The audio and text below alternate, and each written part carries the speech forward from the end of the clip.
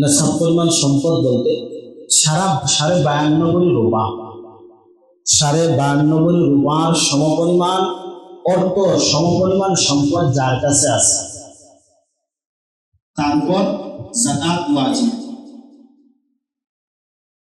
এবং ওই ব্যক্তির উপর সদকায়ে ফিতরও ওয়াজিব।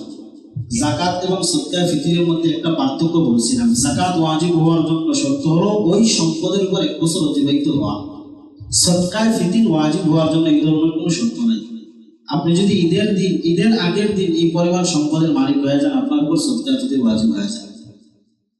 সদকায়ে ফিতর কাদের পক্ষ থেকে আদায় করবেন? নিজের পক্ষ থেকে, এবং আপনার অপ্রাপ্ত বয়স্ক সন্তান যারা আছে তাদের পক্ষ থেকে সদকায়ে ফিতর আদায় করা ওয়াজিব। নিজের মা বাবা, স্ত্রী এবং যেই সন্তানগুলো প্রাপ্তবয়স্ক হয়ে গেছে তাদের পক্ষ থেকে আদায় করা ওয়াজিব না, তবে আপনি চাইলে আদায় করে নিতে পারেন। এবং মা বাবা, স্ত্রী তাদের পক্ষ থেকে আদায় করে নেওয়া ভালো, কিন্তু কি না, ওয়াজিব না। তবে অপ্রাপ্ত বয়স্ক যারা, যেই ছেলেগুলো যেই মেয়েগুলো প্রাপ্তবয়স্ক হয় নাই তাদের পক্ষ থেকে সদকায়ে ফিতর আদায় করা ওয়াজিব। সদকায়ে ফিতরের পরিমাণ গম অথবা আটা দিয়ে যদি সদকায়ে ফিতর আদায় করেন তাহলে 1 কেজি 650 গ্রাম গম অথবা আটার যে বাজার মূল্য আছে আপনি এই সমপরিমাণ মূল্য দিয়ে সদকায়ে ফিতর আদায় করবেন। আর যদি খেজুর, কিশমিশ, গম অথবা পনির এইগুলো দিয়ে যদি আদায় করতে চান তাহলে 3 কেজি 300 গ্রাম।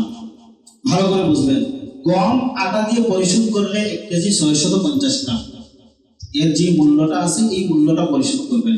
আর যদি খেজুর দিয়ে আদায় করতে চান, কিশমিশ দিয়ে আদায় করতে চান, পনির দিয়ে আদায় করতে চান তাহলে 3 কেজি 300 গ্রাম 3 কেজি 300 গ্রামের যে বাজার মূল্যটা আছে এই মূল্য দিয়ে আপনি সদকায়ে ফিতর আদায় করবেন। সদকায়ে ফিতর আমরা সবাই আদায় করব ইনশাআল্লাহ। আবু দাউদের বর্ণনায় আমার আসছে সদকায়ে ফিতর কেন ওয়াজিব করা হলো। নবী সাল্লাল্লাহু আলাইহি ওয়াসাল্লাম বলেন, ফারাদা সাদাকাতাল ফিতরি তুহরাতান লিস-সাইমি মিনাল লাগবি ওয়ার রাফাসি ওয়া তু'মাতান লিল মাসাকিন।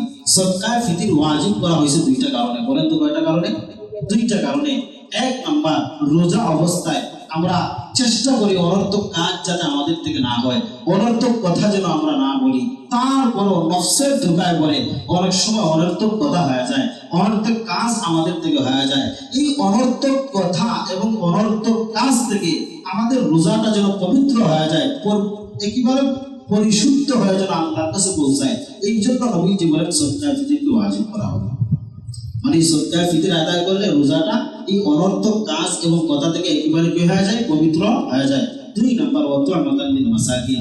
রমজানের পরে একটা ঈদ, অসহায় মানুষদের জন্য খাবারের একটা ব্যবস্থা যেন হয়ে যায়, এটাও বিশেষ একটা কারণ। এই জন্য যাদের উপর সদকায়ে ফিতর ওয়াজিব আমরা সকলেই সদকায়ে ফিতর আদায় করার চেষ্টা করব।